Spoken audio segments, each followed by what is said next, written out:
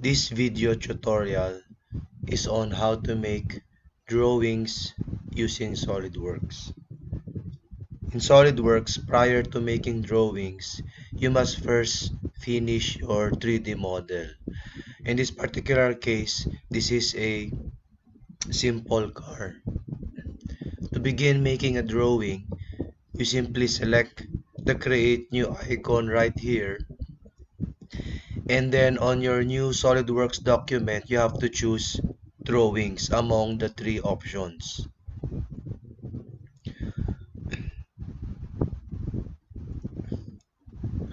Once you do that, the SolidWorks will present you with a format on what kind of template you might want to choose.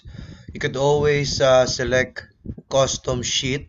This will be just a plain sheet without a template, but in our case we will select an A4 landscape sheet. So in this case, the only available here is a portrait. So we will simply browse for more templates, and I will choose the A4 landscape. Open that and it should present you with this. Accept it and it will load it up, and the template should look like this. By default, SolidWorks will already open up the insert model feature here. So you simply make sure that the simple car file is selected, and then you click on the next, and here you have to select on the views that you would want to insert. In this case, we will put the front view here and perhaps the side view here. You also have the option to put an isometric view by placing your cursor or your mouse somehow in a diagonal position, and you click. Once you're satisfied with the views, you simply accept it, or in our case we change the scale to something that will maximize the page. Perhaps a 1:20 scale or 1:10 scale. So let's change that scale into a 1:20 scale. It's too big. Maybe 1:50. Yes, 1:50 seems to be all right. But maybe we could improve it more. We could simply type 1:40. Yeah, 1:40 is, I think, okay for me. So just accept that. Yeah, so what happens is that all of the isometric view and the side view followed the scale of the parent, which in this case the front view. So I will now change the scale of the isometric view. So you select the isometric view and you change the scale here. Let's make it a bit smaller, maybe 1:60. Yeah, 1:60 is acceptable for me. And there. So right now we'll put a bit more details. Let's put some labels. We will call this the isometric view. So I'm just using the text tool. This will be the front view, and this will be the side view. There. Alright, from here we can put more details like dimensions.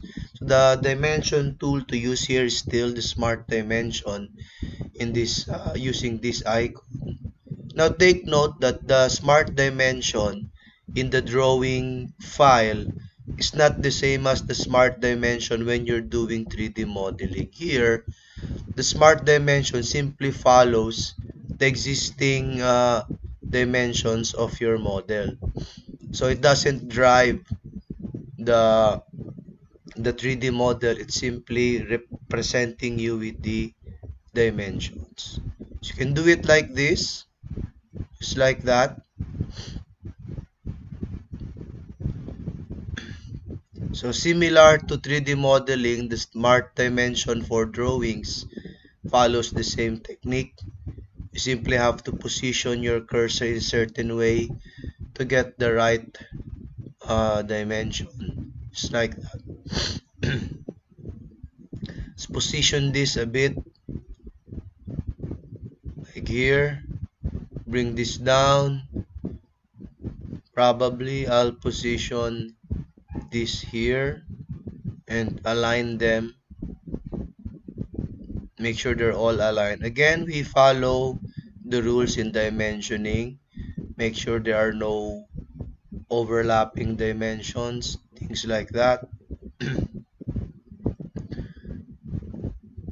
You could get the center of this by doing that. Put it here.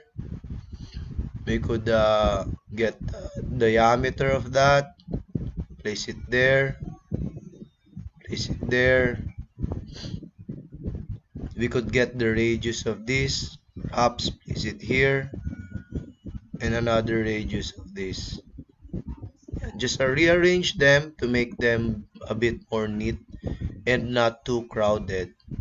So if you notice right here is a bit crowded, maybe we could bring this down.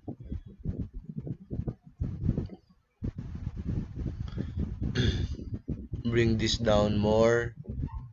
This one. Right, just like that. Alright, so of course you have to put even more dimensions on the the front view, perhaps the width. So since there are already dimensions here for the height and stuff, maybe we could just simply put the overall height here and the width. Probably this width, overall width, and probably this one, and finally this one. Right there. Alright. So the isometric drawing, we will simply not put any dimension on it. We could put it there at the bottom. That I think makes it a bit more neat. Just like that. Now, if you notice, my dimensions are all in blue.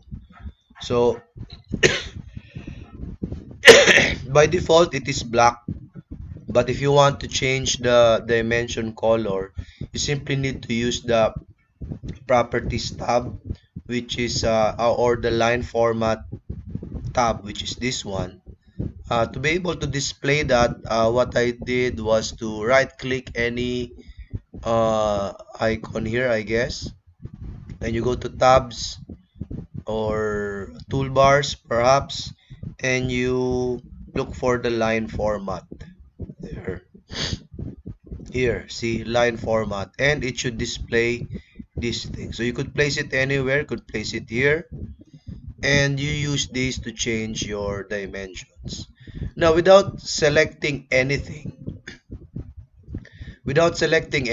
if I change my color to perhaps red, if I begin making dimensions, the dimension will become red, just like that. Alright, so let's delete that. That's over divine. Now, if you notice, the dimensions here has too much decimal. So since majority of the dimensions doesn't need to have decimal, let's try to remove that. So you can always remove it one dimension at a time.